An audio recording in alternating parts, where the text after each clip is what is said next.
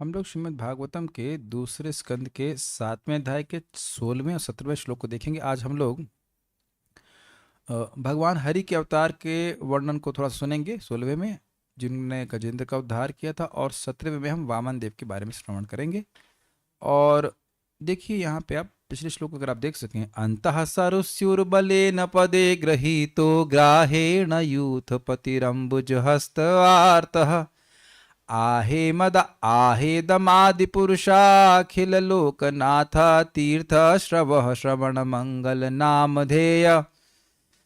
तो यहाँ कहते हैं कि अंतः सरसी, सरोवर के अंत में, अंत मतलब अंदर, उरु बलेन पदे ग्रहीतो, महान बल के द्वारा जिनके चरण को पकड़ा गया था। किसके द्वारा? ग्राहीण, मगरमच्छ के द्वारा। कौन थे वो? तो कहते हैं यूथपति, अर्थात हाथियों के युद्ध के नायक गजेंद्र। उन्होंने अंबुज हस्त आर्त, वह अपने हाथ में कमल अर्पित किए हुए थे, और आर्त वे अत्यंत दुखी थे, और वह इस प्रकार से बोले, आह इदम, यह बोले, क्या बोले? आदि पुरुष, हे आदि पुरुष, अखिल लोकनाथ, हे अखिल लोकनाथ, तीर्थ श्रव, जिनका उनका यश ही तीर्थ के समान पवित्र है और यह प्रसिद्ध है। श्रवण मंगल नाम ध्येय, जिनका नाम सुनने मात्र से ही मंगल करने वाला। ऐसे जब उन्हें पुकारा, तो जब, अब बात यह है कि श्लोक एक तरह से पूरा नहीं हुआ। जब पुकारा, तो पुकारा, भगवान को पुकारा, तो भगवान ने किया क्या? तो अगले श्लोक में, यानी 16वें श्लोक में कंप्लीट कर रहे हैं कि जब इस प्रकार से गजेंद्र ने पुकारा, तब भगवान श्री हरि ने क्या कहा। आज बैकअप सिंगर तुम्हारे को है नहीं यहाँ पे, तो हमारे साथ में बोलना होगा आपको। मेरे पीछे बोलने का प्रयास कीजिए, फिर साथ में बोलने। श्रुत्वा हरिस्तमरणार्थिनम अप्रमेयश्चक्रायुध पतगराज भुजादिरूढ़। श्रुत्वा हरिस्तमरणार्थिनम अप्रमेयश्चक्रायुध पतगराज भुजादिरूढ़। चक्रेण नक्रवदनं विनिपाट्य तस्माद्धस्ते प्रगृह्य भगवान कृपयोज्जहार। चक्रेण नक्रवदनं विनिपाट्य तस्माद्धस्ते प्रगृह्य भगवान कृपयोज्जहार। मेरे संग बोलिए, श्रुत्वा हरिस्तमरणार्थिनम अप्रमेयस चक्रायुध पतगराज भुजादिरूढ़। चक्रेण नक्रवदनं विनिपाट्य तस्माद् हस्ते प्रगृह्य भगवान कृपयोज्जहारा। एक बार और बोलिए, श्रुत्वा हरिस्तमरणार्थिनम अप्रमेयस् चक्रायुध पतगराज भुजादिरूढ़। चक्रेण नक्रवदनं विनिपाट्य तस्माद् हस्ते प्रगृह्य भगवान कृपयोज्जहार। ह नहीं, इसका धार।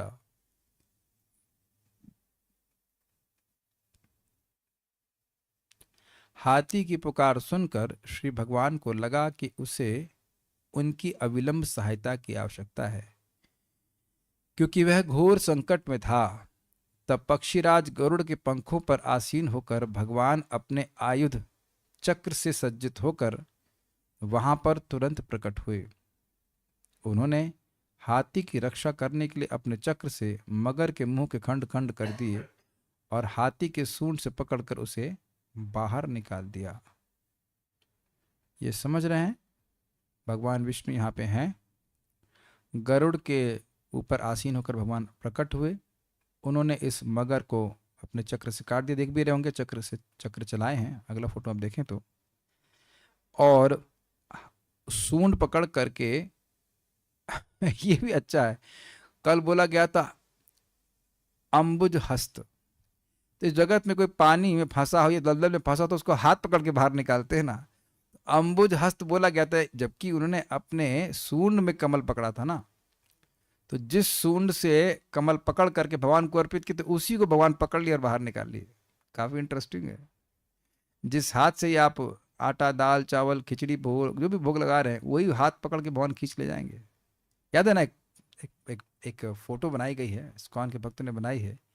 सेम इसी पोजीशन में एक भक्त है, और वह समुद्र में गिरा हुआ है, और भव समुद्र से उसको दिखाया गया है, और ऐसे हाथ कर रहा है ऊपर, और भगवान गरुड़ से आरूढ़ होकर इसी प्रकार से और अपने हाथ को आगे बढ़ाकर उस हाथ को पकड़कर भक्त को खींच के ले आते हैं। भगवान को आपके दोनों हाथ पकड़ने की जरूरत भी नहीं है, एक हाथ भी पकड़ में आ गया तो भगवान खींच लेंगे आपको। कितना सुंदर बात आ रही है ना, कि रोज आप जो भगवान को अपने हाथों से तो भोग लगाते हैं ना, यही भगवान हाथ पकड़ करके अपने पास ले जाएंगे। भगवान ने अपने हाथ में मुक्ति दे रखी है। जो भगवान को प्रणाम मात्र करता है उसके हाथ को भगवान, और उसे अपने हाथ में मुक्ति रखते उसे दे देते हैं तुरंत। वैसे एक बात तो सोचने वाली है कि गजेंद्र को पता नहीं था कि गजेंद्र के रूप में ही वो वैकुंठ की प्राप्ति कर लेंगे, गजेंद्र के रूप में उसी योनि से ही प्राप्त कर लेंगे। अब किस, और उस जन्म में प्राप्त कर लेंगे। उस जन्म में तो वह भजन भी नहीं किए थे। हाथी के रूप में तो वो अब जो भी हाथी वाले काम करते हो करते रहे, वह तो गन्ने खाते होंगे जो कुछ करते होंगे, लेकिन अब हरे कृष्णा जप कर रहे हो या जजाप परमम जाप, वह पूरा जीवन भर तो नहीं किए। उनको तो विस्मृति रही अपने पूर्व जन्म की, लेकिन भगवान को विस्मृति नहीं रहती। जो भी आप भजन कर रहे हैं भगवान सुनते हैं, देखते हैं। प्रभुपाद जी अपने तात्पर्य में बोलेंगे, मैं मुझे वो बात बताने बिना रहा नहीं जा रहा। एक प्रश्न आ सकता है कि क्या भगवान वही थे? श्रुत्वा शब्द यहाँ पे आया है, सुना, तो सुना का मतलब हाथी बहुत जोर से तो नहीं बोल पाया होगा। वही उतने आर्त अवस्था है, 1000 साल से युद्ध हो रहा है, खाने को नहीं मिला है, एक दिन 2 दिन या एक टाइम खाने को नहीं मिलता तो हमारी आवाज कम हो जाती है ना। हम अपनी बात कर रहे हैं, आप लोग तपस्वी हैं, शायद 1-2 दिन रह जाते हो खाना पीना खाए, लेकिन कभी सोचिए कहीं 1-2 दिन खाने को ना मिले तो आवाज कैसे निकलेगी? तो अब बताइए, जो 1000 साल से ना खाया हो तो कि बहुत जोर से तो नहीं बोल पाया होगा। और फिर भी भगवान ने सुना, तो हमारी धारणा तो यही ना कि भगवान वैकुंठ में रहते हैं। सही है, लेकिन यत्र गायन्ति मद भक्ता तत्र तिष्ठामि नारद। कितनी ये पहली लाइन कितनी सुंदर है ना, श्रुत्वा।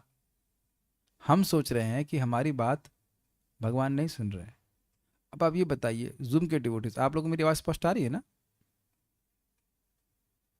जिन लोग को आ रही कृपया कर देना, ऐसे कीजिए, देख लो सबको। जी हाँ, ठीक है। अब आपके पास ये क्षमता है, आप लोग देवी देवता की तरह ऊपर से बैठे हुए, जैसे मेरे सब लोग ऊपर बैठे हुए हैं, और हम लोग यहाँ जो बातें कर रहे हैं, बहुत धीरे से बोलूंगा ना तब भी आपको आवाज सुनाई पड़ जाएगी। धीरे से बोलना, अगर मैं धीरे भी बोल रहा हूँ तब भी आपके अंदर सामर्थ्य है कि कहाँ कहाँ बैठे हुए आप मेरी बात सुन लेते हो। और भगवान तो हर जगह व्याप्त हैं। ये बहुत बहुत सिंपल सी बात लग रही है कि ये मोटिवेशनल स्पीच नहीं है। ये मोटिवेशनल स्पीच नहीं है, सत्य को स्वीकार करने बात वाली बात है। अपाणिपादो सर्वतः पाणिपादम तत् सर्वतः शशिरोमुखम सर्वम श्रुतिमालोके सर्वमावृत्य तिष्ठति। सबको घेर करके भगवान बैठे रहते हैं। ऐसा कोई स्थान नहीं है जब भगवान आपकी बात ना सुन रहे। अरे कहीं नहीं, इतने हृदय में ही बैठे हुए हैं। आप कहेंगे अपने मंदिर नहीं खोला? इतने सारे मंदिर तो पहले ही खोले हुए, हमारा देही मंदिर है, पूजा तो शुरू करो। एवं सचित्ते स्वत एव सिद्ध आत्मा प्रियार्थ भगवान अनंत। अब हमारे चित्त में भगवान पहले ही बैठे हुए हैं, वो सुन रहे हैं हमारे श्रीमद् भागवतम बोलते हैं, पढ़ते हैं, या हम और जो बातें करते हैं, जब करते हैं, जो कुछ भी है, भगवान उससे संतुष्ट होते हैं। Very nice. एक हाथी की पुकार सुन रहे हैं, इंसान की पुकार नहीं सुनेंगे। आज मैं, आज की बात है या कब की बात है, कल वल की बात होगी, मुझे स्मरण आ रहा था। हाँ, मुझे स्मरण इसलिए आ रहा था, सुबह की बात है। मैं कल मॉर्निंग वॉक में गौशाला में निकल गया, तो हमारे पास में मंदिर है, वहाँ पे वो वाले जो मैकेनिकल होते हैं ना ड्रम, राजस्थान में हमने देखा होगा बहुत मंदिरों में, डिंग डिंग डिंग डिंग डिंग डिंग डिंग डिंग डिंग। उनके पास मृदंग बजाने वाला तो कोई होता नहीं है, तो वो अब मशीन लगा देते हैं डिंग डिंग डिंग बजाने वाली। और मैं देख रहा था वो गा रहे थे, उनका करताल का ही आवाज आ रहा, वो तो ड्रम से मैच नहीं कर रहा। ड्रम को मतलब थोड़ी ना कि करताल मैच हो रहा है कि नहीं हो रहा है, दे आर नॉट कॉन्शियस। तो सचिदानंद महाराज एक विनोद में कहते हैं कि ऐसे ड्रम की तरह तो हम भजन नहीं कर रहे हैं। वैसे तो ड्यूटी मान के करना चाहिए, लेकिन वस्तुतः भाव ये होना चाहिए कि विश्वास होना चाहिए कि भगवान हमारे जप को सुनते हैं।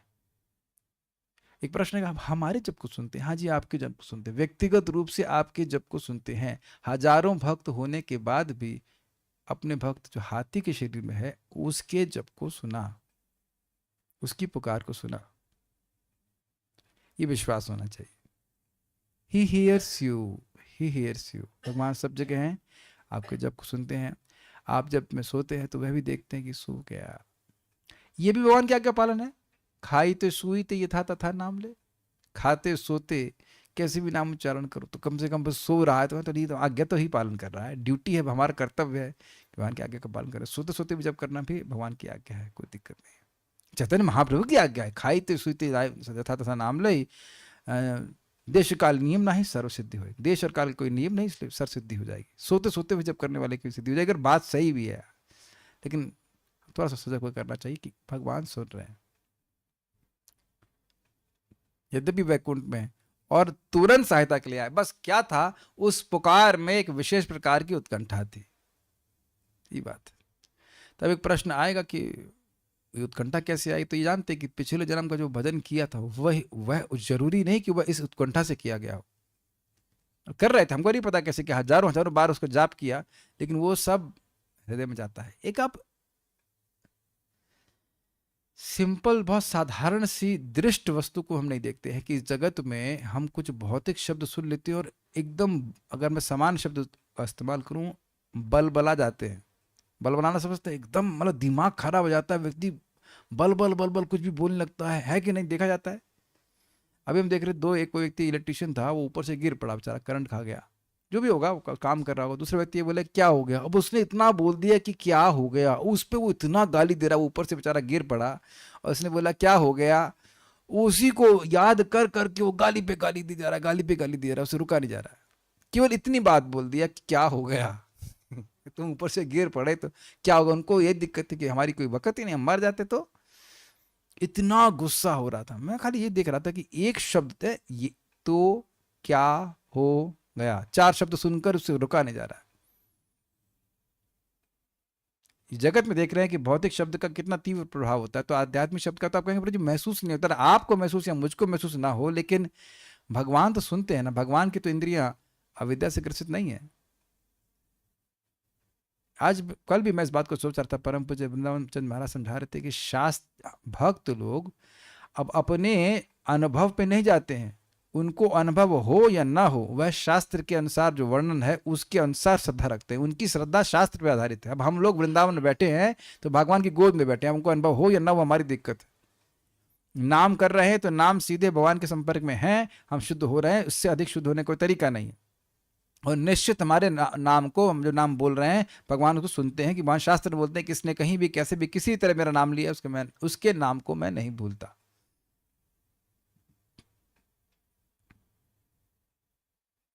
तुरंत प्रकट हो गए वहां पे भगवान चक्र लेकर।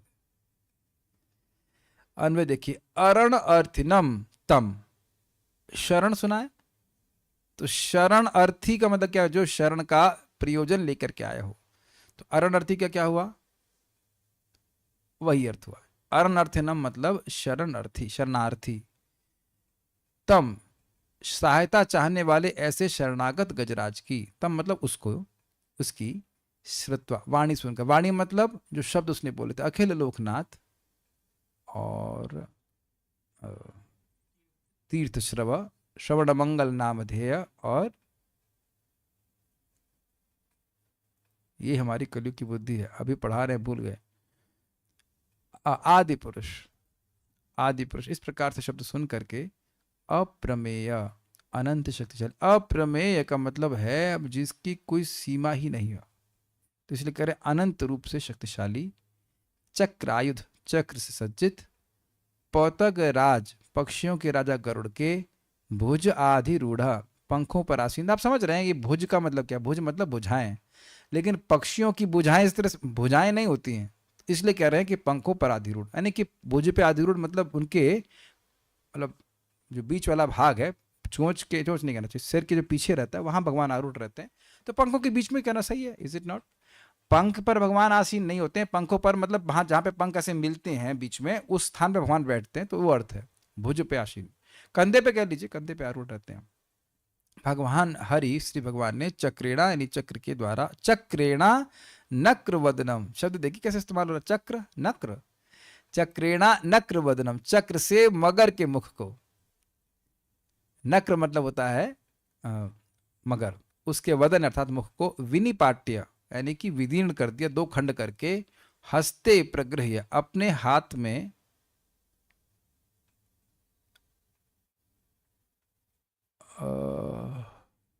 हाँ ठीक है, अपने हाथ में गजराज की सूंड पकड़कर, सूंड को पकड़ लिया, तस्मात मगर के मुख से कृपया उज्जहारा, अहेतु की कृपा से उसका उद्धार किया। हाथ, हस्ते मतलब हाथ में। श्रुत्वा हरिस्तमरणार्थिनम अप्रमेय, भगवान हरि ने सुनकर, किसको सुनकर, तम अरणार्थिनम, जो व्यक्ति शरणार्थी था, यानी कि जो हाथी शरण में उनकी आया था। भगवान कैसे थे, अप्रमेय अनंत रूप से शक्तिशाली थे, इसलिए वैकुंठ में रहते हुए भी सुन लिए वो। किस रूप में आए, चक्रायुध, चक्र ही उनका आयुध था, इस रूप में उसको लेकर के आए। कैसे आए, तो कह रहे हैं पतग राज बुझादि रूढ़, पतग राज अर्थात पक्षियों के राज, पक्षी राज गरुड़ जी के भुजा पर आरूढ़ होकर के आए। और क्या किया उन्हें, तो कह रहे हैं चक्रेण नक्र वदनम विनिपाट्य, चक्र के द्वारा नक्र अर्थात उस मगर के वदन अर्थात मुख को विनिपाट्य फाड़ दिया। और तस्मात का अर्थ है उस मगर के मुख से, हस्ते प्रगृह्य अपने हाथ में उसको पकड़कर, भगवान कृपयो जहारा, भगवान ने कृपा के द्वारा उसका उद्धार कर दिया। उद्धार का मतलब उठा के बाहर कर दिया, ये अर्थ है, बाहर निकाल लिया।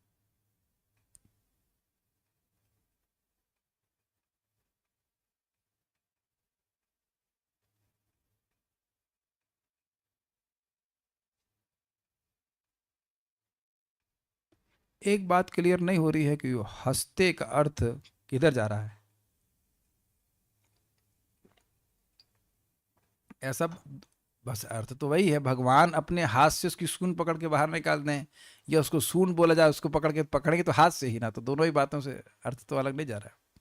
बाल श्रीधर स्वामी की टीका प्रोपा जी के अनुवाद में ही होगी कवर, तो इसलिए हम उसको नहीं लिए, बाल प्रोत लेते हैं। आपने कहा कि गजेंद्र ने भगवान की स्तुति करी, मतलब पिछले श्लोक में कहा कि आहा इदम, ऐसा बोला भगवान ने, तो क्या भगवान उसकी पूजा स्तुति की अपेक्षा करके ही उसका उद्धार किए? क्या भगवान ने उसकी स्तुति सुनी तभी वो उद्धार किए? मान लो ये शंका हो तो कहते हैं कृपया, मतलब अपनी अहेतु की कृपा से उन्होंने गजेंद्र का उद्धार किया। ऐसा नहीं था कि स्तुति सुने तभी वो उद्धार किए। तो ऐसा क्यों किए?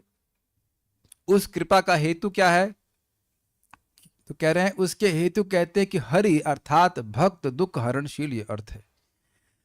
हरि मतलब जो अपने भक्तों की दुख को हरण करने के गुण से सदा विद्यमान रहते हैं। यह गुण भगवान में सदा विद्यमान रहता है कि अब भक्त स्तुति ही करेगा तब वह उसके दुख का हरण करेंगे, ऐसा नहीं है। देखिए इस जगत में भी माता पिता सहज रूप से प्रेम करते हैं बच्चों से, तो बच्चे प्रार्थना करेंगे और उसके बाद अपने माता पिता उसका हित करेंगे, ऐसा नहीं होता है। ऐसा होता है क्या, आप लोग बताइए। आपके बच्चे बोलते हैं मम्मी बहुत भूख लगी है, तब बोलेंगे, उसके पहले ही माता पिता लगे रहते खिलाने में पिलाने में लगे रहते कि नहीं। और हम लोग प्रथम स्कंद में सुन चुके हैं कि पांडव जन जब विपत्ति में थे तो वह भगवान को पुकार भी नहीं पाए, भगवान आगे से आगे चढ़ करके आगे आगे चल करके उनकी उस 5 बाण जो कि ब्रह्मास्त्र थे, जो कि अश्वत्थामा ने चलाए थे, उससे रक्षा कर ली। आपको याद है प्रथम स्कंद में ऐसा सुन चुके हैं। ऐसा नहीं है कि भक्त अब हमेशा स्तुति करेगा तभी भगवान रक्षा करेंगे। भक्त लोग स्तुति करते हैं, लेकिन भगवान की स्तुति ना भी करे तब भी भगवान रक्षा करते हैं, क्योंकि भगवान का स्वभाव ही है भक्त के दुखों का हरण करना।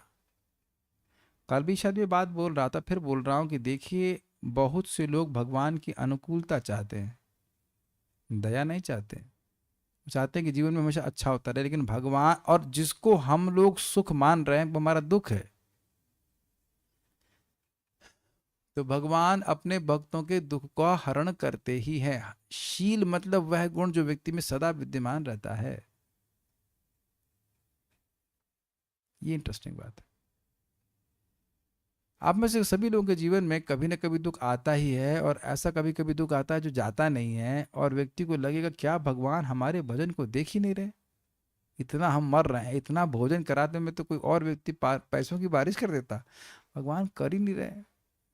या और कुछ कठिनाई तो हमारे संग ये है कि हम लोग को पता ही नहीं है कि अपना हित क्या है। कभी आप लोगों के संग ऐसा हुआ है कि हम जिस भोज्य पदार्थ को अच्छा मान रहे थे अपने लिए, बाद में पता चलता है वह तो हमारे नुकसानदायक है?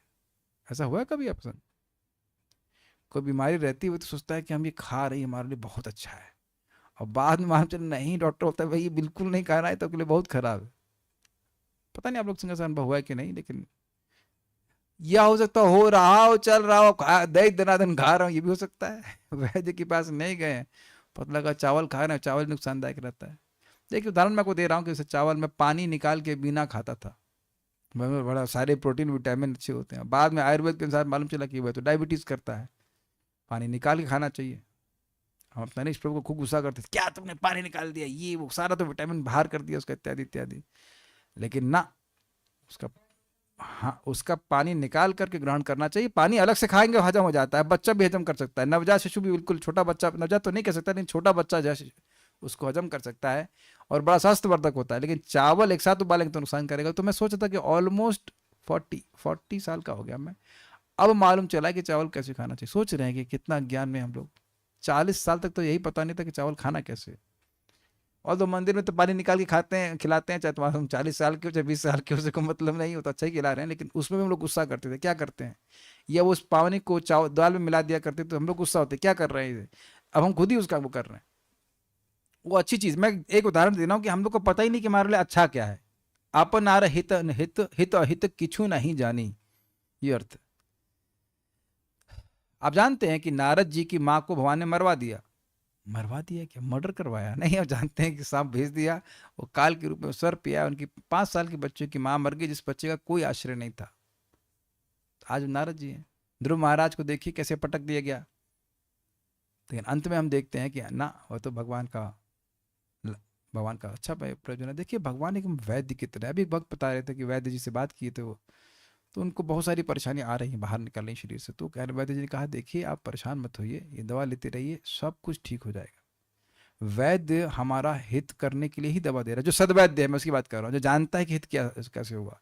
बड़ी अच्छी बात बता रहे थे तनिष्ठ प्रभु, कह रहे थे कि वैद्य जी बोले कि कभी लगेगा, बहुत सुंदर बात थी, कभी लगेगा कि दवा काम नहीं कर रही, बहुत ध्यान सुनना, कभी लगेगा कि दवा काम नहीं कर रही है, कभी लगेगा कि दवा उल्टा प्रभाव दिखा रही है, लेकिन दवा हमेशा कार्य कर रही है। आप समझ ही रहोगे कि इसको कहाँ पे आप डालेंगे, कहाँ जा रहा है ये, भगवान के नाम पे, कथा पे, भक्ति पे।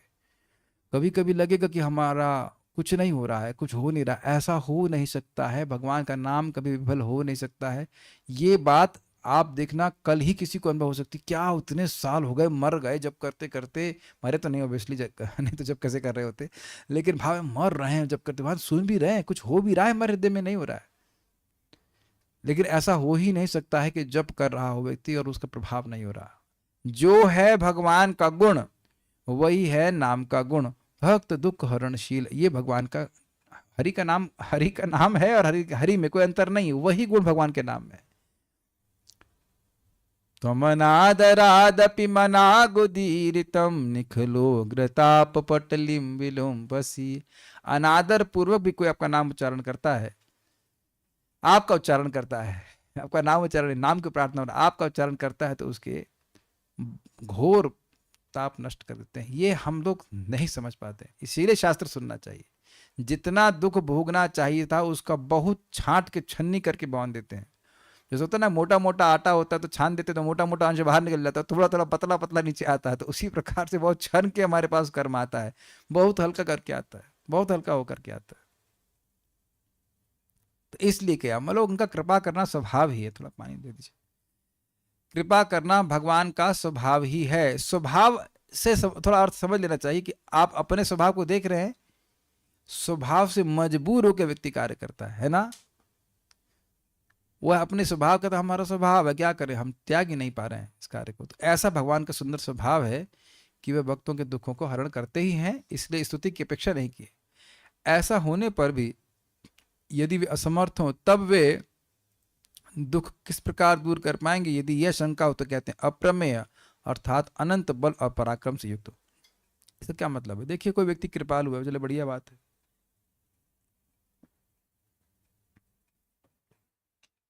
और उसका ये स्वभाव भी है कि वह दुख दूर करना चाहता है, लेकिन अगर सामर्थ्य ही नहीं है तो, अगर सामर्थ्य ही नहीं है तो दुख नहीं दूर कर पाएगा। तो कहते हैं, अगर कोई ऐसी शंका करे तो कहते हैं अप्रमेय, जिनका अनंत बल पराक्रम है। आपको याद होना चाहिए कि उरु बले न पदे ग्रहीत ग्राहेणा, उस मगरमच्छ का बल गजेंद्र से भी ज्यादा था। जिन गजेंद्र में 10,000 हाथियों का बल था, उससे ज्यादा मगरमच्छ का बल था। तो अब समझ लीजिए, अप्रमेय मतलब भगवान का तो अनंत बल है, इसलिए उस मगरमच्छ को झट काटे, खत्म किए और विनिपाटे मुख फाड़ दिए और अपने भक्त गजेंद्र को बचा लिए। न सिर्फ गजराज यानी उनकी जान बचाए, अपितु उनको हाथी के देह से मुक्त करके अपना पार्षद भी बना लिया, हमेशा हमेशा के लिए शाश्वत स्थान वैकुंठ की प्राप्ति करा दी। यह सब अप्रेमय का अर्थ है। केवल मगरमच्छ को मार दी होते तो उनका अनंत पराक्रम नहीं सूचित हो रहा है। मारे और मार करके तुरंत उनको हाथी के देह से छुड़ा करके अपने वैकुंठ का पार्षद का देह प्राप्त करा दी और भगवान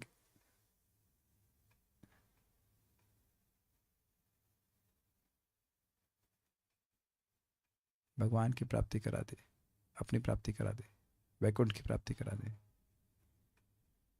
आप क्लास में भी ऐसे ही करते हैं, मैथमेटिक्स क्लास में इतना उछलने देता है आपको मैथमेटिक्स क्लास वाला बच्चा, आपका टीचर? यहाँ कौन आपको लाइसेंस दिया इतना उछलने के लिए?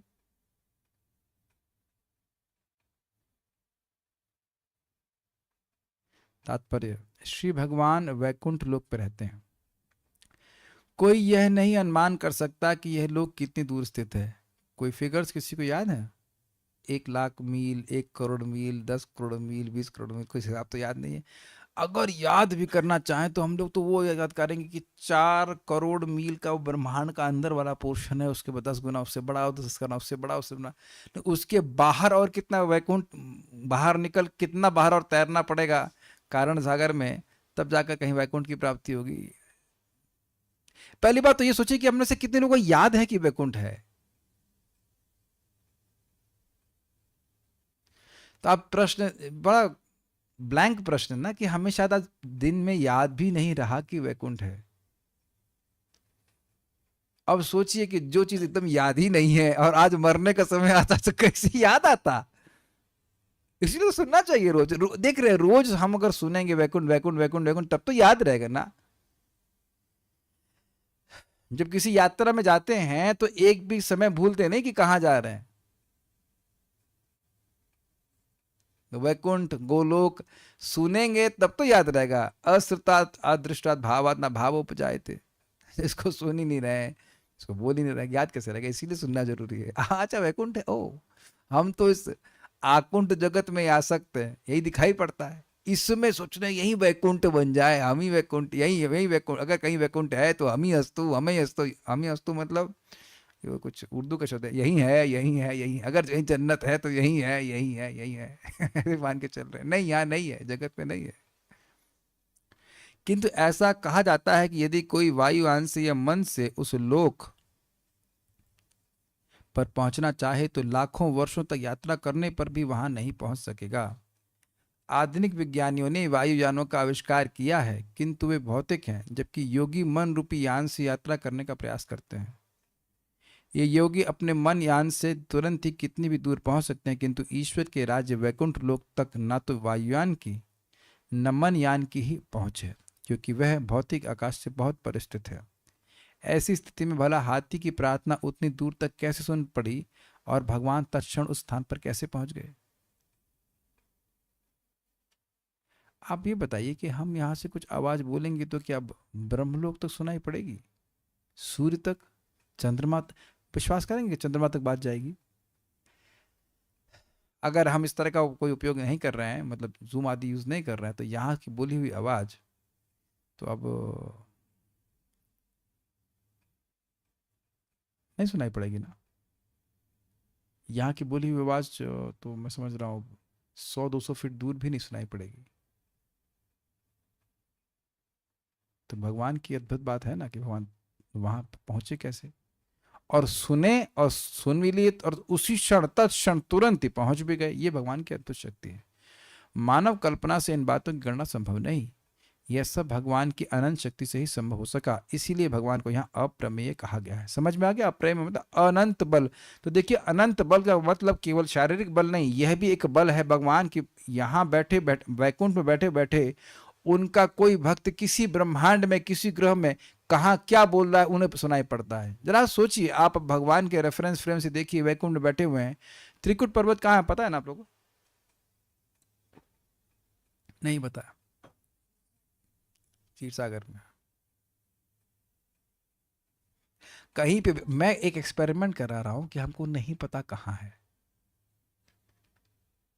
मुझको भी ठीक ठीक नहीं पता रहा चल रहा है, मतलब कुछ याद नहीं आ रहा है कहाँ है। और वहां कोई कुछ बोल रहा है। आप बताइए, आप समझ रहे हैं मुश्किल काम? अरे यहीं कहीं जंगल में कोई हाथी चिंघाड़ रहा हो, कौन जान रहा है कि हाथी भक्त था, कि पिछले जन्म में इंद्रद्युम्न राजा था, क्या क्या। ये देख रहे हैं भगवान का कितना अद्भुत सामर्थ्य है। तो मान लीजिए मैं किसी को बचाना भी चाहूँ तो बचा पा कहाँ हूँ? बचाने से पहले तो उसकी प्रार्थना सुननी पड़ेगी ना। अभी तो यहाँ पे कुछ मैंने कोई एक्सीडेंट हो गया ना उड़ीसा में, ट्रेन एक्सीडेंट ऐसा कुछ हुआ, तो वहां तो इतने लोग चिंघाड़े चीखे, तो ये मंत्री साहब तो नहीं बचाने गए ना। उनको तो बाद में फोन किया गया होगा, अरे सर वो एक्सीडेंट हो गया, अरे एक्सीडेंट हो गया, अच्छा शोक करेंगे। हम शोक कर सकते हैं, रोक नहीं सकते। महाराज इस उदाहरण को देखते हैं कि मंत्री ही रक्षा करने वाला है तो इतने एक्सीडेंट होते हैं, क्या कर पाते हैं? कुछ नहीं कर पाते। ऐसा नहीं है कि अब गजेंद्र मर गए उसके भगवान अरे अच्छा हमारा भक्त मर गया, अच्छा नहीं। कितनी सुंदर बात है, यानी भगवान शक्तिशाली भी हैं और इस तरह से भी, मतलब शरीर से शक्तिशाली तो है ही, ऐसे भी शक्तिशाली हैं, अनंत शक्ति उनकी है कि कहीं कुछ भी हो रहा है, कौन उनका भजन कर रहा है, सब वह देखते हैं। पहले दिन से ही देखते हैं। महाराज बता रहे थे एक बार कि कोई व्यक्ति कहता है इतना भजन करो कि भगवान सुने। अरे भगवान तो पहली बार में ही सुन ले रहे हैं। जब आपको भी पता नहीं था कि हरे का मतलब क्या था, तब भी भगवान सुन लीजिए, किसने नाम मेरा हरे बोला है, कृष्ण बोला है, इत्यादि इत्यादि। एक बात ध्यान रखना हमेशा, भगवान आपके वर्तमान को तो जानते हैं, आपके भूत को भी जानते हैं और भविष्य को भी जानते हैं कि सारी उलट पलट, अधोपतन और ऊपर नीचे दिगड़िम बिगड़िम करके करके यह मेरे पार्षद जरूर बनेगा। इसीलिए बोलते हैं कि मेरा भक्त मेरे पास आएगा। Little Krishna, what do you think about this? कभी सोचे हैं इस बात को ऐसे? भगवान हर भक्त के बारे में जानते हैं, कभी निरुत्साह नहीं होना चाहिए, लेकिन हमारे लिए सुनना जरूर है। सुनेंगे नहीं तो कभी आएगा नहीं बात ये। आप इसे काट ही नहीं सकते, काट ही नहीं सकते। क्षिप्रम भवति धर्मात्मा शाश्वत शांतिम निगच्छति कौन्तेय प्रतिजानिहि न मे भक्तः प्रणश्यति। भक्त को कितनी भी कठिनाइयों से जूझना पड़े भगवान जानते हैं, क्योंकि भगवान स्वयं ही व्यवस्था करेंगे, अपने आप अपने भक्त को अपने पास लेके आते। जैसे आप यहाँ देख लीजिए, और आप यह नहीं बता सकते कभी जिंदगी में कि भगवान का प्लान आपके लिए स्पेसिफिकली क्या है। नहीं बता सकते। कैसे भगवान आपको अपने पास लेके आएंगे? क्या लेके तो जरूर जाएंगे, कैसे लेके जाएंगे आप नहीं समझ सकोगे। अपना कर्तव्य व्यक्त को करना चाहिए। जैसे कि पिछले जन्म में इंद्रद्युम्न महाराज जाप कर रहे थे, उनको नहीं पता था कि वो हाथी बनाए जाएंगे और हाथी के जन्म में ही भगवान के पास चले जाएंगे हमेशा के लिए। भगवान अपनी बुद्धि से हमेशा अच्छा ही करते हैं, उनकी अनंत शक्ति है। इसलिए भगवान को यहाँ अप्रेमेय कहा गया है, क्योंकि सर्वाधिक बुद्धिमान मनुष्य का मस्तिष्क भी गणित की गणना से उनकी शक्तियों की कल्पना नहीं कर सकता। काफ़ी रुचिकर है, क्योंकि ये जो लोग भी ये यूनिवर्स की स्टडी करते हैं, ये बड़ी बड़ी मैथमेटिक्स की इक्वेशन लगाते हैं, लेकिन वह इक्वेशन भगवान के सामने कुछ भी नहीं है। They can never equate with the personality of Godhead. Their equations can not equate with the personality of Godhead. वह उनकी भगवान की बुद्धि की साम्यता नहीं कर सकते। भगवान इतनी दूरी से भी सुन सकते हैं, खा सकते हैं, और एक पल के अंतराल में सभी स्थानों में एक साथ प्रकट हो सकते हैं। ऐसी है भगवान की सर्वशक्तिमत्ता। ये बहुत सुंदर बात है। कई बार भक्त लोग, अब जो लोग ना सुनते हो, उनके मन में लगा क्या ये खाना बनाना पड़ रहा है और ये फिर 5 मिनट भोग लगाओ, ये वो। लेकिन उस 5 मिनट में भगवान उस भोजन में हमारे सारे कल्मश को, माया को दूर करने की शक्ति प्रवाहित कर देते हैं। आप सोचिए कि भोग लगाना कितना अच्छा है कि नहीं? आप भी कुकर लेके हुआ करिए अपने जब इतना सारा लेके ठान सकते हैं, इंडक्शन है, छोटा इंडक्शन लीजिए, घुमा करके कुछ खिचड़ी बना ली। आप आज हमें स्मरण कर रहे थे कि आप फल फल बल खा खा के बेचारे तपस्या कर रहे, यार वो भी बहुत बड़ी बात है, भगवान को अर्पित कर रहे हैं, but is something you can make for Krishna. कितना, लेकिन आप कभी तपस्या नहीं करते ना, अगर भक्ति नहीं कर रहे होते, इतनी तपस्या तो नहीं करते कि फल खा खा करके पूरा आप कार्य कर रहे हैं। आपको आपसे बहुत प्रेरणा मिलती है इतना तपस्या कर रहे हैं तो हम अपने लिए, मान लो कोई पत्नी बीमार है तो खुद कम से कम खिचड़ी तो बना ही सकते हैं, व्हाट्स द डिफिकल्टी?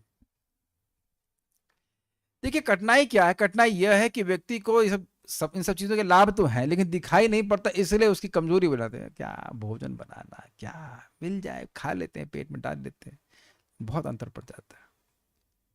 ठीक है, काफी इंटरेस्टिंग है। एक इंटरेस्टिंग बात है कि मान लो कोई महाराज जी हैं, वो कहीं और खा लियो, तब आप लोग का उत्साह नहीं रहेगा ना कि आज उस दिन आप उनको बुलाएं? तो खा ली तो हमारे क्या खाएंगे, लेकिन भगवान इतने अद्भुत हैं, आपका भी खाएंगे, मेरा भी खाएंगे, किसी का भी खा लेंगे, फल भी खा लेंगे, फिर वो कहेंगे तो भूख लग रही है, और लाओ और लाओ, सबके यहाँ खा लेते हैं भगवान। कितनी बड़ी सुविधा भगवान ने दी है कि हम अपनी इंद्रिय से भगवान को देख नहीं सकते, विग्रह के रूप में भगवान है और हमारी भोग को स्वीकार करते हैं। हमारे भोग को, जिस व्यक्ति के सेवा में लाइन में लगी हैं लक्ष्मियां, वह हमारा भोग स्वीकार करते हैं, तो अपना भाग्य मानकर सेवा करना चाहिए। अब हम लोग भगवान के वामन अवतार के बारे में पढ़ेंगे, तो बोलिए मेरे पीछे साथ। ज्यायान गुणैरवरजोप्यदितेः सुतानां लोकान् विचक्रम इमान्, लोकान् विचक्रम इमान् यदथादियज्ञः। ज्यायान गुणैरवरजोप्यदितेः सुतानां लोकान् विचक्रम इमान् यदथादियज्ञः। श्मां विमानेन जगृहे त्रिपदच्छलेन, याञ्छामृते पथुचरन् प्रभुभिर्न चाल्यः। श्मां वामनेन जगृहे त्रिपदच्छलेन, याञ्छामृते पथिचरन् प्रभुभिर्न चाल्यः। ज्यायान् गुणैरवरजोप्यदितेः सुतानां लोकान् विचक्रम इमान् यदथादियज्ञः। ज्यायान् गुणैरवरजोप्यदितेः सुतानां लोकान् विचक्रम इमान् यदथादियज्ञः। विमान बोल गया, क्षमाम वामन, वही मैं सोचता था मेरे मुख से गलत क्यों जा रहा है, विमान बोल रहा था ना मैं, हाँ गलत जा रहा था। क्षमाम वामने न जगृहे त्रिपद छलेन, याञ्छामृते पथिचरन् प्रभुभिर्न चाल्यः। क्षमाम वामने न जगृहे त्रिपद छलेन, याञ्छामृते पथिचरन् प्रभुभिर्न चाल्यः। इसका अन्वय बड़ा अद्भुत था। पहले अनुवाद देखते हैं। भगवान समस्त भौतिक गुणों से परे होते हुए भी अदिति के पुत्रों यानी आदित्यों के गुणों से कहीं बढ़कर थे। वे अदिति के समक्ष सबसे कनिष्ठ रूप के रूप में प्रकट हुए, और क्योंकि उन्होंने ब्रह्मांड के समस्त ग्रहों को पार किया, अतः वे पूर्ण पुरुषोत्तम भगवान हैं। उन्होंने 3 पग भूमि मांगने के बहाने से बलि महाराज की सारी भूमि ले ली। उन्होंने याचना इसलिए की क्योंकि बिना याचना के सन्मार्ग पर चलने वाले से कोई उसकी अधिकृत संपत्ति नहीं ले सकता। ये लाइन बहुत सुंदर है, पहले देखते हैं इसका अन्वय। याचाम क्या बोलेंगे इसे, याचनाम बोलेंगे इसको, याचना प्रार्थना किए बिना, ऋते मतलब बिना, पथि चरण सत्य मार्ग पर चलने वाले व्यक्ति को प्रभु भी अधिकारियों द्वारा जो कि समर्थ हैं उनके द्वारा न चाल्य, उसके ऐश्वर्य से कभी भ्रंश नहीं किया जाता है, यह मानकर। इसका मतलब क्या है, देखिए इसका मतलब यह है, हुआ यह था कि बलि महाराज अब गुरु की यानी अपने गुरु की पूजा कर रहे थे, भगवान विष्णु की उपासना कर रहे थे, और वह स्वर्ग को जीत लिए थे।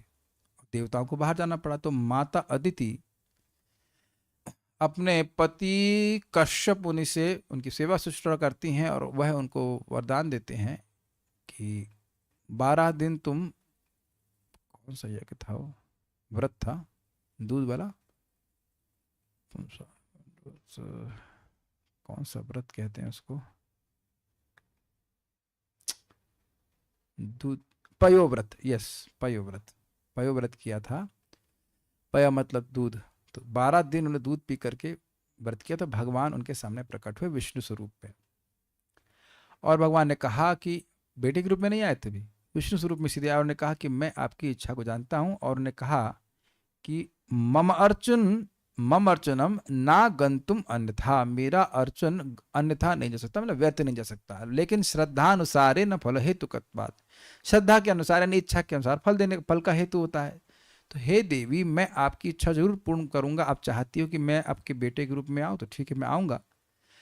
और आप ये, लेकिन आप यह चाहती हैं और यह भी आप चाहती हैं कि असुरों का वध हो, तो वह मैं नहीं करूंगा। क्यों नहीं करेंगे? क्योंकि इस समय बलि महाराज पथिचरण हैं, अर्थात सत्य के पथ पर हैं, विष्णु की उपासना कर रहे हैं, ब्राह्मणों की उपासना कर रहे हैं, उनके द्वारा मेरा वध नहीं हो सकता, मैं उनका वध नहीं कर सकता, इसलिए छल से उनको और उनका राज्य मैं छीन लूंगा। बहुत सुंदर बात यहाँ पे बोली। प्रभु भी, भगवान प्रभु हैं, समर्थ हैं, किसी से किसी का कुछ भी छीन लेते हैं, छीन सकते हैं, कहने का छीन लेते नहीं, छीन सकते हैं। लेकिन भगवान ने कहा है कि देखिए, जो व्यक्ति धर्म के पथ पे है, जो विष्णु की आराधना पे चल कर रहा है, भगवान उन्हीं की आराधना कर रहे हैं और ब्राह्मणों के संरक्षण में है, उनसे मैं उनका वध नहीं कर सकता, उनका वध करके उनसे मैं नहीं छीन सकता हूं, इसलिए याचना करूंगा। अब खुद वो दे देंगे तो कोई दिक्कत नहीं है, खुद दे देंगे, याचना करने में तो कोई दिक्कत नहीं, लेकिन छीन नहीं सकता हूं। और ये बात भगवान श्री कृष्ण ने युधिष्ठिर महाराज को कही कि मेरे अकिंचन भक्तों का ऐश्वर्य काल भी छीन नहीं सकता है। बड़ा अद्भुत बात है यहाँ पे, बहुत अद्भुत बात है कि जो समर्थ व्यक्ति है वह धर्म पे चलने वाले व्यक्तियों के ऐश्वर्य को उनसे भ्रंश नहीं कर सकता। इसलिए भगवान ने याचना करी। किस प्रकार से करी? तो कह रहे त्रिपद छलेना, त्रिपाद भूमि की प्रार्थना के बहाने से बलि महाराज से क्षमाम, त्रिभुवन जितनी पृथ्वी को वामनेन जगृहे, वामन रूप से ग्रहण किया, मतलब स्वीकार किया। क्या हुआ तब जानते ही हैं कि उन्होंने कहा कि हमको, बलि महाराज अपना 100वां अश्वमेध यज्ञ कर रहे थे, क्योंकि इंद्र बने रहने के लिए आवश्यक था, और भगवान वहां यज्ञ में पहुंच गए और उनके तेज को देख के सब लोग प्रभावित हो गए, सब खड़े हो गए। और बलि महाराज ने कहा, वो बटु के रूप में थे, एक ब्रह्मचारी के रूप में गए थे, ने कहा कि क्या चाहिए आपको? ब्राह्मणी पत्नी चाहिए तो व्यवस्था कर दें, आपको ये चाहिए वो चाहिए, जो चाहिए आप मांग लीजिए। तो कहा नहीं, हमको केवल 3 पग भूमि चाहिए। तो कहते हैं आप इतने तेजस्वी हैं लेकिन आपकी बुद्धि नहीं है, आपको मांगने नहीं आया, आपको मांगना नहीं आया, कैसे मांगा जाता है? ये 3 पग भूमि से क्या करोगे? तो महाराज, बलि महाराज को भगवान बड़ा सुंदर उत्तर देते हैं, कहते हैं कटाक्ष में ही कि जो व्यक्ति 3 पग भूमि से संतुष्ट नहीं है, वह अब तीनों लोकों से संतुष्ट नहीं होगा। तुम तीनों लोकों को प्राप्त कर ली हो ना, संतुष्ट हो। काफी रुचिकर बात है। और बोले कि हम अपने पैर के हिसाब से मांगेंगे। तो छोटे बच्चा है, ठीक है दे देते हैं उसको। तो भगवान जब उन्हें ओम बोला, और उससे पहले शुक्राचार्य बोला नहीं, ये भगवान विष्णु है, तुमको तुमसे छल करने आया। शुक्राचार्य तो बड़े तेज हैं, समझ गए। तो उन्होंने कहा कि देखिए, अब पहले बात तो मैं संकल्प ले चुका हूं, दूसरा अब ये भगवान विष्णु है तो मैं नहीं दूंगा तो मार कैसे ही ले लेंगे, ये मांग रहे हैं, यही अद्भुत बात है। और देखिए, भगवान वामन ने तो 3 पग भूमि मांगा, भगवान श्री कृष्ण तो आपसे भूमि नहीं मांग रहे हैं पत्रम पुष्पम फलम, तो ये अमित देना चाहिए ना। प्रभुपाद जी कहते हैं तुलसी पत्र दो, वो नहीं तो कोई भी पत्ता दो। भगवान ये तो नहीं कहने कि तुलसी पत्ता दो, तुलसी पत्ता दोगे तो भगवान बहुत प्रसन्न होंगे, तो कोई तो पत्ता दो, अरे यूकेलिप्टस का पत्ता दो, कुछ तो दो। खैर यूकेलिप्टस का पत्ता देने वाला नहीं है, लेकिन कहने का आशय है कि दो भाई, भगवान को कुछ दो, उसके बदले में भगवान अपने आप को दे देंगे। लेकिन नहीं, उतना भी नहीं करना चाहता, इसकी श्रद्धा नहीं होगी, नहीं करना चाहेगा। तो शुक्राचार्य जी मगर मना करने पर भी बलि महाराज ने दिया। और शमाम का अर्थ यहाँ पे अर्थ है त्रिभुवन जितनी, तीनों लोग भगवान ने नाप दिए। जानते हैं कि पहले पग में सारी भूमि नाप दिए, है ना, दूसरे पग में आकाश पूरा नाप दिए, पर तीसरे पग कहाँ रखूं, ने कहा मेरे सर पे रख दीजिए, बलि महाराज ने कहा। तो उनको भी वो नाप दी, नाप करके स्वतंत्र लोग को भेज दिए थे। ऐसा भगवान ने किया। अथ कब किया इन्हें? बलि अथ शब्द यहाँ पे बड़ा अच्छा अर्थ है। अथ का मतलब अनंत, तो कह रहे हैं बलि महाराज के वचन के तुरंत बाद, जैसे बलि महाराज ने कहा कि हाँ मैं आपको तुरंत भूमि देता हूं, कितना अद्भुत है। देखो एक अथ शब्द पे कितने विचार किया है कि जैसे ही उसमें लिखा जैसे प्रतिश्रुतांतरम, जैसे ही बलि महाराज ने वचन दिया कि ओ मैं आपको ये भूमि दूंगा जितना मांग रहे, तुरंत यह तेरी मतलब जो ईमान लोकान विचक्र में पदन्यास होने, पाद नहीं होना चाहिए, पदन्यास के द्वारा इस ब्रह्मांड को आक्रांत कर दिए वे भगवान।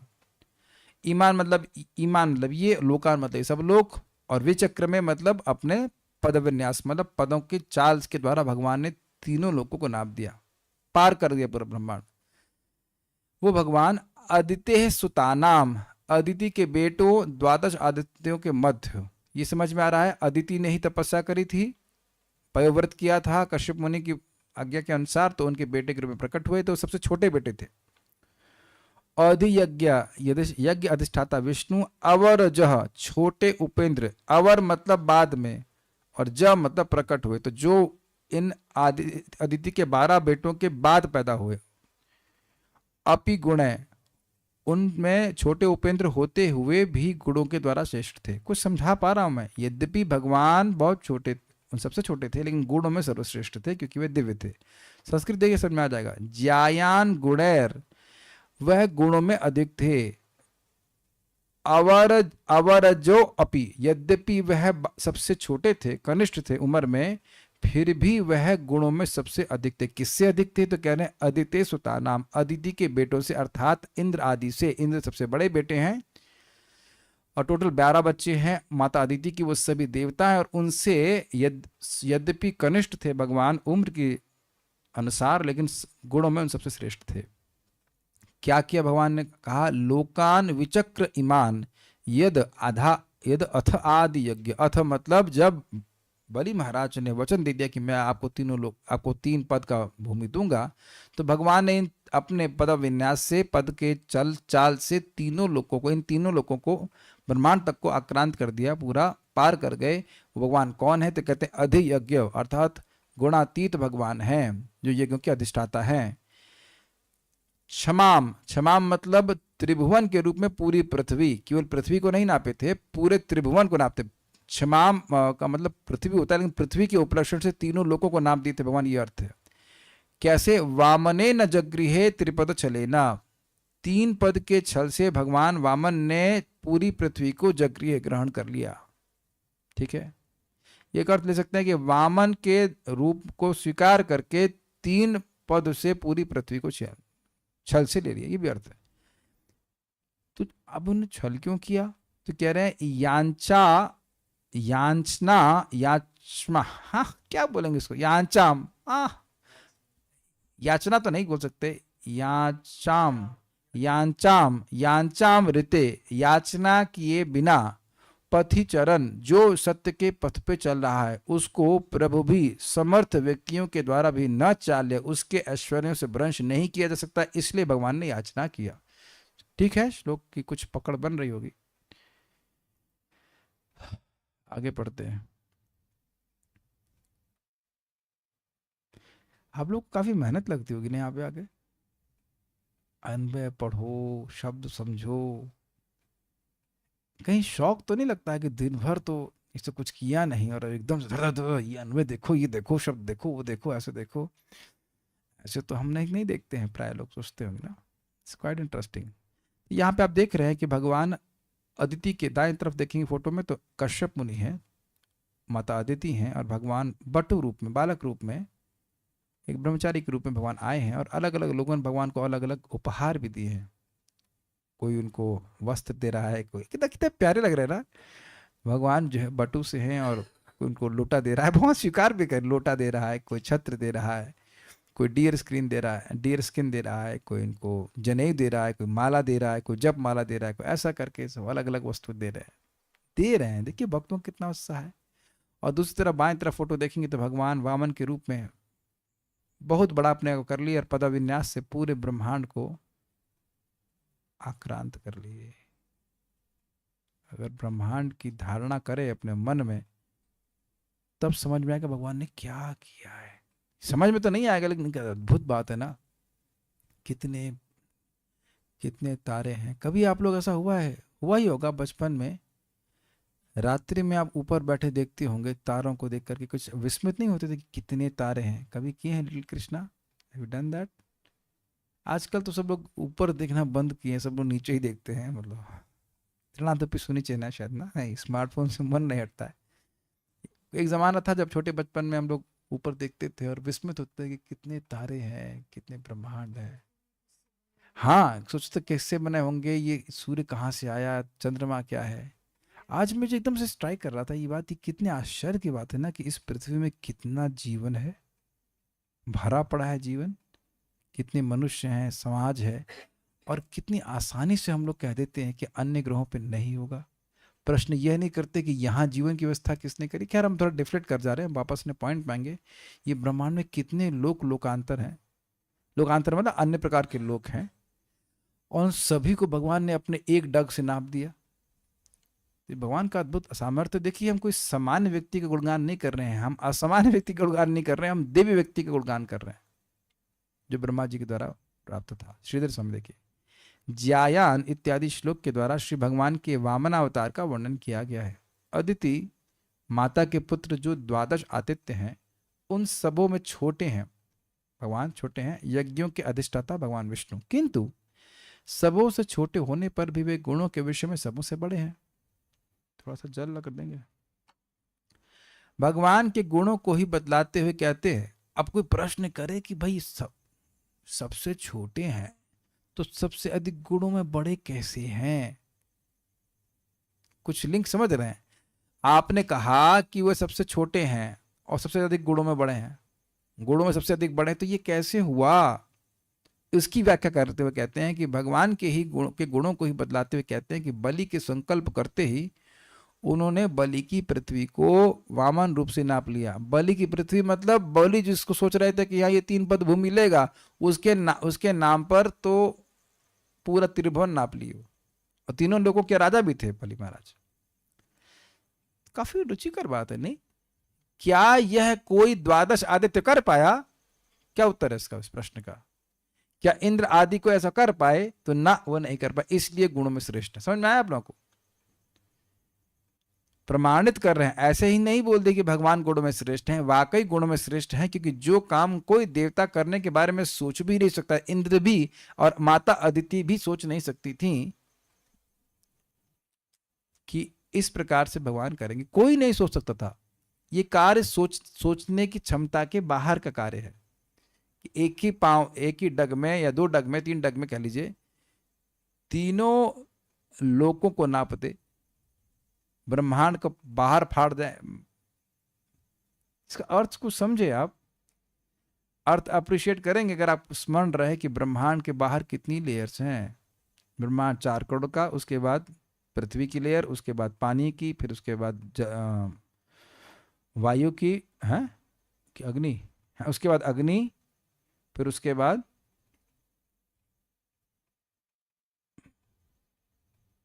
आकाश की,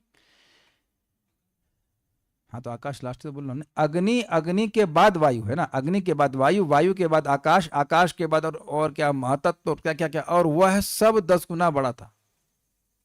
ऐसे तो है ना, इस प्रकार से था। और फिर तन्मात्रा भी थे, याद आ रहा है? तन्मात्राएं भी थी, कुछ कुछ स्मरण आ रहा है हम लोग को। और वह सबको भगवान एक झटके में पार करके फिर बाहर के जो कारण का जल है उसमें प्रवेश करके, वो जल गंगा जी के रूप में हमारे सामने आ रहा है।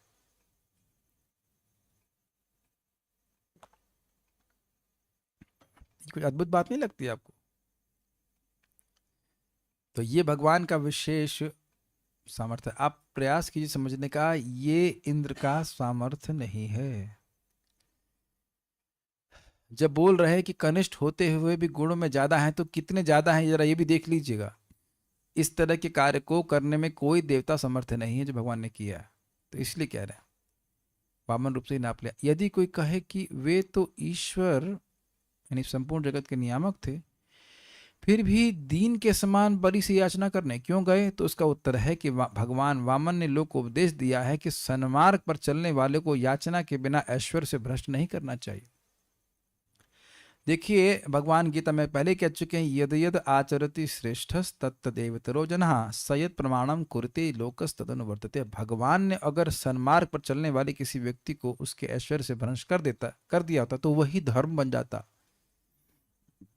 तो मानी जो भी समर्थ व्यक्ति है वह किसी भी धर्म के पथ पर चलने वाले व्यक्ति को बोलता है हटाओ उसको, हमारे पास पावर है, हम खत्म करेंगे। भगवान के पास तो पावर है ही, भगवान से अधिक पावर तो किसी का है ही नहीं, है ना। तो अब जब भगवान के पास अधिक से अधिक पावर किसी की है नहीं, भगवान के पास किसी ने अर्जी लगाई, अब बस जो व्यक्ति सन्मार्ग चल रहा है उसको खत्म करें भगवान।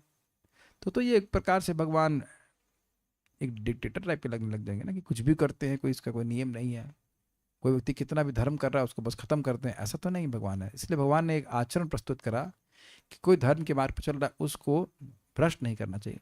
याचना कर सकते हैं, भीख तो मांग ही सकते हैं, भीख मांग रहे हैं, उसने दान वीरता के द्वारा सारा कुछ दान कर दिया तो उसकी दान वीरता ही स्थापित हुई ना। उससे उस व्यक्ति का यश ही तो बढ़ा कि सब कुछ भगवान को दे दिया, उससे उसका यश ही बढ़ा ना, उसकी जो संपत्ति वो कम नहीं हुई ना। कुछ सुनाई पड़ रहा मैं क्या कह रहा हूं। आप कहोगे कि ऐश्वर्य से भ्रष्ट नहीं करना चाहिए, तो भगवान ने तो किया ना, लेकिन देखिए भगवान ने याचना करके किया। तो भगवान किसी के सामने हाथ फैला रहे हैं, वह हाथ जो लक्ष्मी जी पकड़ हाथ में रखते हैं, जो लक्ष्मी जी के लक्ष्मीपति हैं, वह हाथ किसी के सामने भीख मांग रहा है। ये कोई अद्भुत बात नहीं लगती आपको कि कभी ऐसा कभी होगा कि हम लोग अब 2 रुपए की भीख मांगेंगे, आप बताओ। लेकिन भगवान अपने धर्म की रक्षा करने के लिए और माता अदिति जो उनकी भक्त थी, उनकी सेवा उनकी बात को सत्य करने के लिए जो उन्हें वचन दिया था, भगवान ऐसा भी करती है। आप बताइए कि आप में से कोई व्यक्ति सोचा है कभी 2 रुपए की भीख मांगेंगे? अब भगवान के लिए ब्रह्मांड क्या है, कुछ भी नहीं है। लेकिन अपने भक्त को अपनी माँ की बात को जो उन्होंने रखा था ऐसा करे, और इधर ये भी रक्षा कर लिए कि जो व्यक्ति सनपथ पे है उसका ऐश्वर्य को जबरदस्ती नहीं छीनना चाहिए। ये बहुत गलत कार्य हो जाता। अगर कोई व्यक्ति ऐसा करता है तो उसे भगवान के द्वारा ही दंड मिलेगा। तो भगवान ऐसा नहीं किए हैं, इसलिए भगवान दंड देंगे, ध्यान दीजिएगा। भगवान कभी ऐसा नहीं किया कि जो सतपथ पे चल रहा है उसको सब कुछ छीन लेंगे। अपने भक्तों का छीनते हैं वो एक अलग बात है, वो एक अलग बात चल रही है, वो एक अलग चीज चले, वो यहाँ पे भी अप्लाई होगा। लेकिन भगवान ने अगर बलि महाराज को सब कुछ छीना तो फिर अपने को ही दे दिया ना, कि नहीं दे दिया, बताइए। तो भगवान जब एक सिंपल सी बात है, सब कुछ भगवान का है कि नहीं, चलो, तो भगवान ने बलि महाराज से सब कुछ छीन लिया, ठीक है, और भगवान ने अपने आप को सब कुछ अपने आप को दे दिया, तो सब कुछ दे नहीं दिया, भगवान ने लिया कि दिया।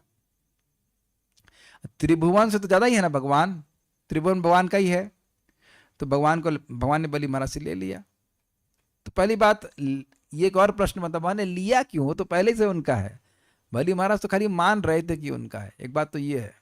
लेकिन जो भी हो, बलि महाराज से लिए और लेकर के अपने को दे दिए, तो सौदा फायदे का मंद हुआ ना। भगवान सब कुछ दे दे और अपने आप को दे दें तो ये तो घाटे का फायदा नहीं, घाटे का क्या कहते हैं उसको, सौदा नहीं हुआ ना। क्योंकि भगवान तो सब कुछ है, सभी कुछ तो मिल गया उनको, लेकिन बाह्य रूप से लगता है कि उनका ऐश्वर्य नष्ट कर दिया भगवान। तो वह है याचना के बहाने भगवान ऐसा किया।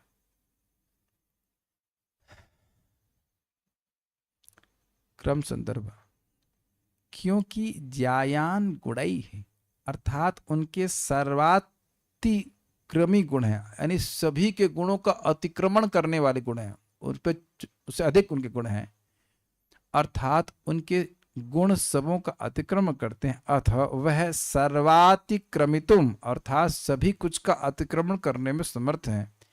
इस संदर्भ में लोकान विचक्र में अर्थात समस्त लोकों के अतिक्रमण में वामन देव ने न केवल क्षमाम अर्थात पृथ्वी अपितु उससे उपलक्षित तीनों लोकों को भी ले लिया। यह अर्थ है। काफी टिपिकल टीका लग रही होगी, टीका बड़ी रोचक है। कह रहे हैं कि भगवान जब गुणों में सभी का अतिक्रमण करने में समर्थ हैं, अर्थात जायान गुण हैं, उनके गुण सबसे अधिक हैं। तो यानी कि गुणों की दृष्टि में सभी का अतिक्रमण किए हुए हैं।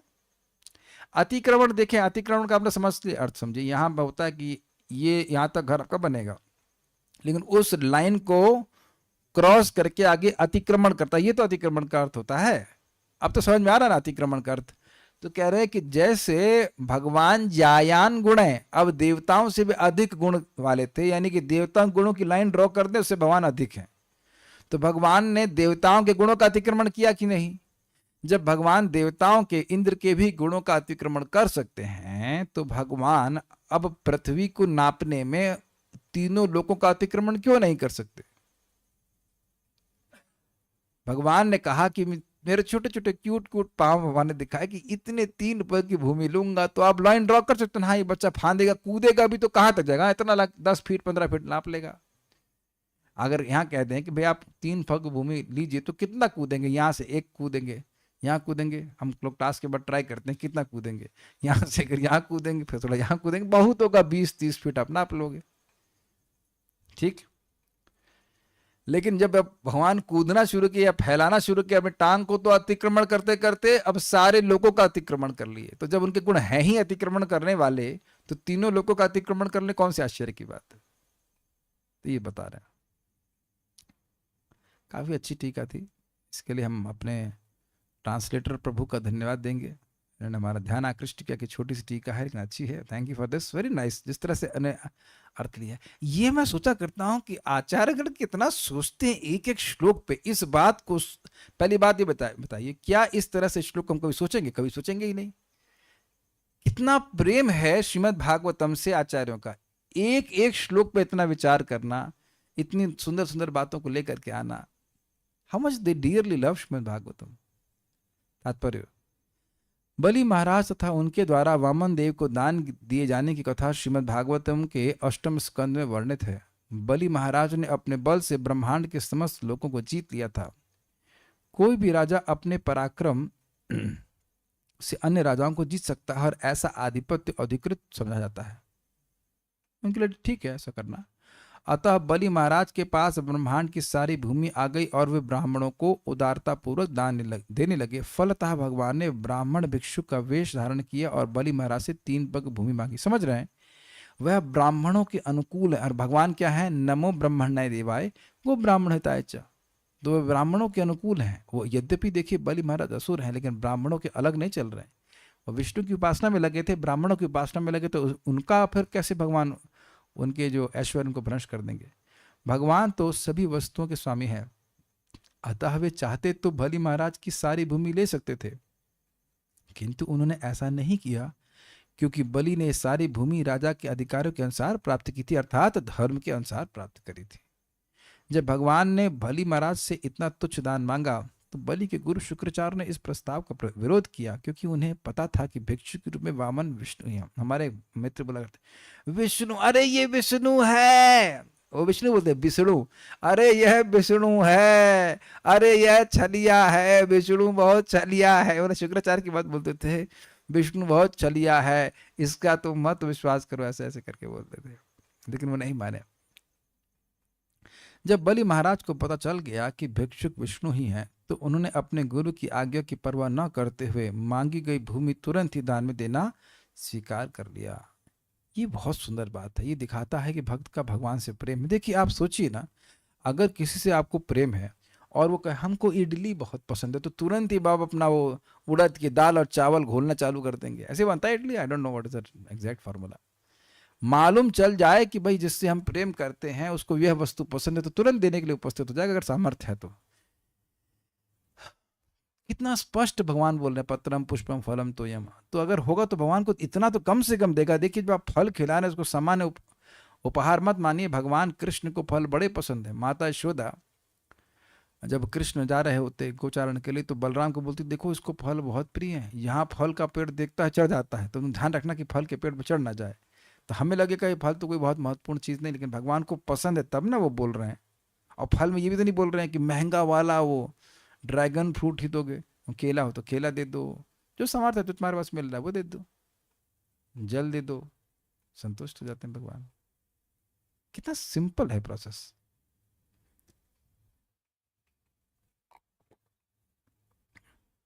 तो ये दिखाता है कि बलि महाराज, क्योंकि प्रहलाद महाराज के वंशज हैं, भगवान के महान भक्त हैं, इसीलिए भगवान को देने के लिए वो इतना उद्यत हो गए, उत्साहित हुए।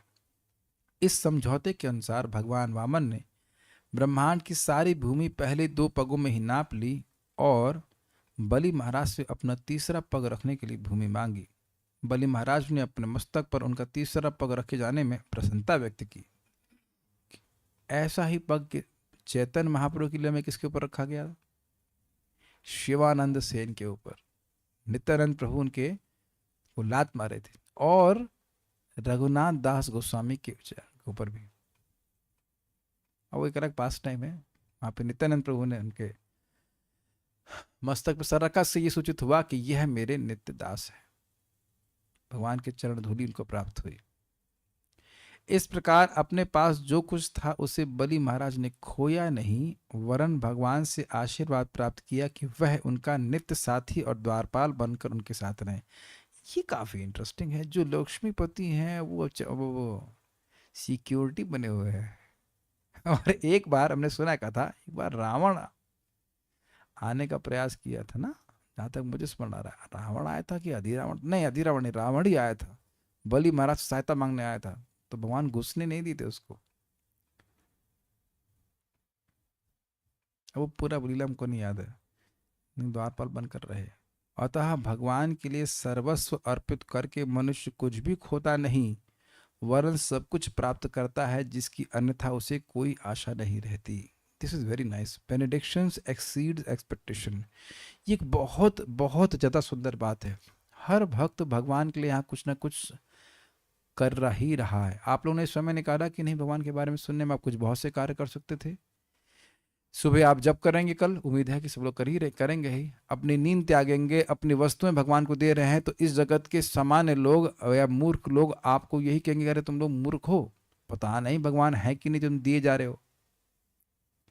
तो जो अश्रद्धालु लोग हैं वो यही बोलेंगे, लेकिन भगवान को जो दी गई वस्तु है वह अनंत रूप से वापस आती है। समय दे रहे तो अनंत समय वापस आएगा। कोई भी वस्तु दे रहे हैं भगवान को, तो बाह्य रूप से लग रहा है कि कुछ नहीं मिल रहा है जगत में भक्तों को, लेकिन भगवान का धाम, भगवान का प्रेम भक्त को जरूर प्राप्त होगा। इस जगत में भी आप कहीं इन्वेस्ट करते हैं तो तुरंत फल नहीं देता है, लेकिन समझते हैं कि अन्यों को बहुत फल मिला है। यह समझते हुए इस श्रद्धा से युक्त होकर व्यक्ति कहीं इन्वेस्ट करना शुरू करता है। समझते हैं ना बात को? तो शास्त्र से समझ पा रहे हैं मेरे उदाहरण को?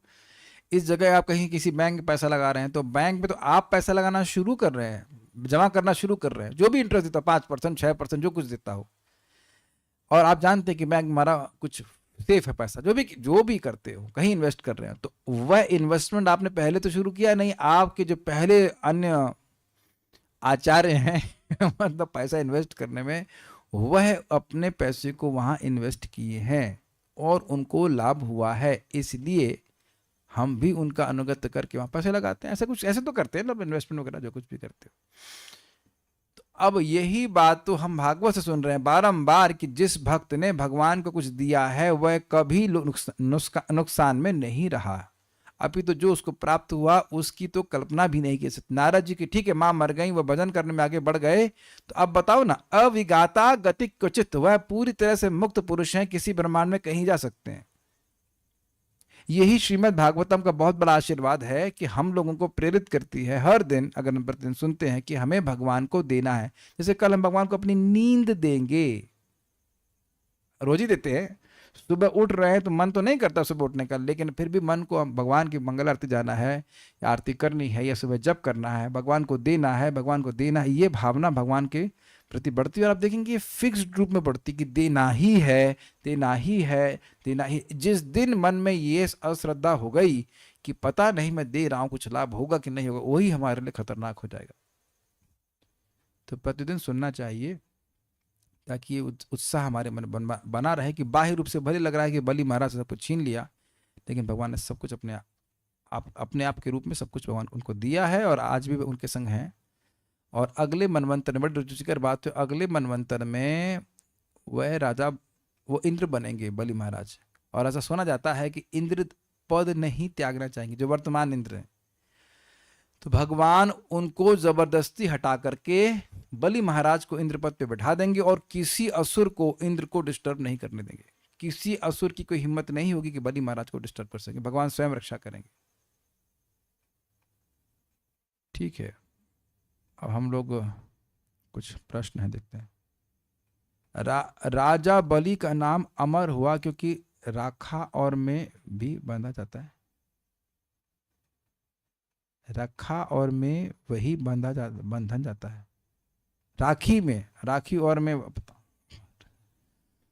ये न बद्धो बलि राजा दानवेंद्र महाबला तीने त्वाम प्रतिबद्धं दक्षु माचल माचल। इस मंत्र का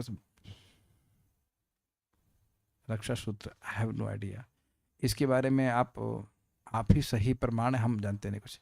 बलि महाराज की बहन की ही पूतना बनी थी क्या, ये भागवत में आया वामन? नहीं, हम नहीं जानते। शुक्राचार्य भी तो सर्वश्रेष्ठ ब्राह्मण है, तो वहाँ क्यों विष्णु विरोधी थे? ये अच्छा प्रश्न। देखिए, ये भगवान की लीला ही है। जब भगवान ने बलि महाराज को बांध दिया तो वह पूछते हैं शुक्राचार्य से कि इनका यज्ञ जो है वो डिस्टर्ब हो गया, तो कुछ यज्ञ पूर्ति करा दीजिए। तो यहाँ पे कहते हैं कि आपका नाम बोलने मात्र से सारी पूर्ति हो जाती है किसी भी यज्ञ की, तो आप तो यहाँ वर्तमान हैं साक्षात, तो अब क्या यज्ञ में रह गया? फिर भी आप कहते हैं तो हम यज्ञ पूरा कर देंगे। तो महिमा जानते हैं भगवान विष्णु की, तो वो जान रहे हैं ये विष्णु है, ये सर्वसमर्थ है, ये है वो है, फिर भी ये विरोध, भगवान की लीला के अनुसार वो विरोध कर रहे हैं। शुक्राचार्य जी भक्त हैं भगवान के, समझना चाहिए। कोई धर्म अगर बढ़िया से करे और उसको भगवान की कथा में रुचि नहीं हो तो वो तो केवल श्रम है। तो भगवान के धर्मियों का सपोर्ट करते हैं। आपको ये कैसे पता कि बलि महाराज कथा में रुचि नहीं रखते हैं? पहले आप प्रहलाद महाराज के पोते बन के तो दिखाइए। प्रहलाद महाराज का पोता होना ये सामान्य बात नहीं है। प्रहलाद महाराज के बेटे विरोचन, विरोचन के बेटे बलि, और भगवान ने पहले ही वचन दे दिया था कि मैं तुम्हारे किसी भी वंशज को नहीं मारूंगा। भगवान ने प्रहलाद महाराज को ऐसे ही बोल दिया था। ये समझने का प्रयास कीजिए कि भगवान अपने भक्तों के संबंधियों से भी अधिक, बहुत अधिक प्रेम करते हैं। तो प्रहलाद महाराज जैसे महावैष्णव, महाभागवत के वंश से भगवान कितना प्रेम करते हैं, तो आप उसकी कल्पना नहीं कर सकते हैं। तब ये कैसे सोच रहे हैं कि बलि महाराज, जो व्यक्ति, आप में से कितने लोग, हम में से कितने लोग का सामर्थ्य हो सब घर छोड़ करके सब कुछ भगवान को देने? बताइए, एक भी व्यक्ति यस नहीं बोल सकता है। हमारे पास के टुच्चे से घर है, हमारे पास 2 BHK 1 BHK स्टूडियो है कि नहीं, और त्रिभुवन हमारे पास अगर हो तो हम देंगे भगवान को? बताइए, सब कुछ भगवान दे देना, बिल्कुल भिखारी बन जाते ना। तो ये जो उन्होंने नवदा भक्ति में एक भक्ति आती सब कुछ समर्पित करना, वो केवल बलि महाराज कर पाते, ये सबके लिए संभव नहीं है। तो आप अगर ये सोच रहे हैं, अगर आप ऐसा सोच रहे हैं तो ये गलत धारणा है कि केवल धर्म कर रहे थे। वो भगवान के भक्त हैं, बिना भक्ति के कोई देगा, कोई करने वाला है? सोचना चाहिए, विचार कीजिए। आप, मैं आपको डांट नहीं रहा, विचार कीजिए। क्या सूर्यदेव भी माता आदित्य के पुत्र थे? अब सब छोड़िए, सब प्रश्न, कोई प्रश्न मतलब, जो प्रश्न यहाँ का प्रसंग का है उसके बारे में पूछिए।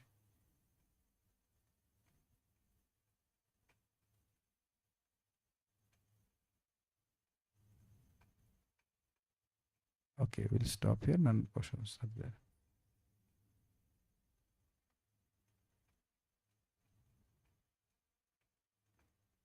ओके, किसी के बारे में पूछा हो, जो भी धर्म का पालन करता है भगवान उसकी रक्षा करते हैं। अगर देवताओं की उपासना कर रहा है तो भी भगवान ने उसका अनुमोदन किया है। देवान भावयतानेना ते देव भावयन्तु वह परस्परम भावयन्तः श्रेय परम वाप्सतः। भगवान ने ऐसा कहा है। एकदम अब जो श्रृंखल जीवन जी रहा, ना देवता को मानता है ना कुछ मानता है, तो उसका तो अनुमोदन भगवान नहीं कर रहे हैं। आज वो देवताओं की पूजा कर रहा है, धीरे धीरे करके वो आगे जाकर भगवान का भी पूजा करेगा। लेकिन बलि महाराज विष्णु की उपासना कर रहे थे, सुनना होगा आपको, पहले बात समझना होगा, विष्णु की उपासना कर रहे थे। हाँ, दूसरे एंगल से अगर आपके प्रश्न को देखें कि कोई अगर धर्म कर रहा है और भगवान कथा में कोई रुचि नहीं है, तो वो तो फिर परिश्रम ही कहा गया है। तो लेकिन इसका अर्थ ये नहीं कि भगवान उसको एकदम नेग्लेक्ट कर देंगे। हम लोग इस बात को ये थाम माम प्रपद्यन्ते में सुने हैं कि कोई अगर देवताओं की उपासना कर रहा है, ठीक है, तो भगवान विष्णु की पूजा नहीं कर रहा है, तो वह भी एक रूप में भगवान की उपासना कर रहा है, क्योंकि देवता भी भगवान के स्वरूप हैं। एक दृष्टि से भगवान की विभूतियां हैं। शुद्ध होकर के आगे समझ जाएगा। Okay, so will stop here. कुछ और प्रश्न नहीं। श्रीमद् भागवतम की जय, श्री प्रभुपाद की जय, निताई गौर प्रेमानंदे। हम लोग पारायण करेंगे फिर जाएंगे।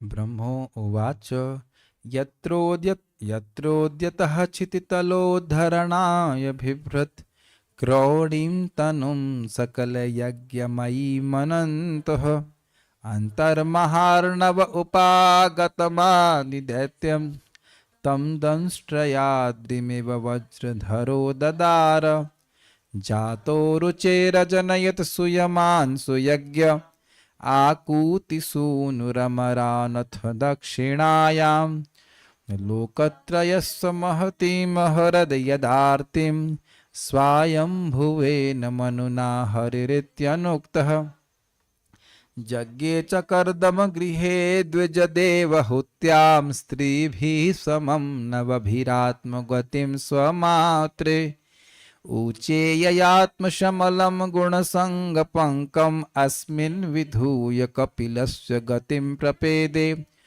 अत्रेरपत्यमभिकाङ्क्षत आह तुष्टो दत्तो मयाहमिति यद्भगवान् स दत्तः यत्पादपङ्कजपरागपवित्रदेहा योगार्धिमापुरुभयीं यदुहे हयाद्यः तप्तं तपो विविधलोकसृक्षया मे आदौ सनात् स्वतपसः सचतुःशनोऽभूत् प्राकल्पसम्प्लवविनिष्टमिहात्मतत्त्वं सम्यग् जगादमुनयो यदचक्षतात्मन् धर्मस्य दक्षदुहितैर्यजनिष्ठमूर्त्यां नारायणो नर इति स्वतपः प्रभावः दृष्ट्वात्मनो भगवतो नियमावलोपं देव्यस्त्वनङ्गप्रतना घटितं न शेकुः कामं दहन्ति कृतिनो ननु रोषदृष्ट्या रोषं दहन्तमुत ते न दहन्त्यसह्यं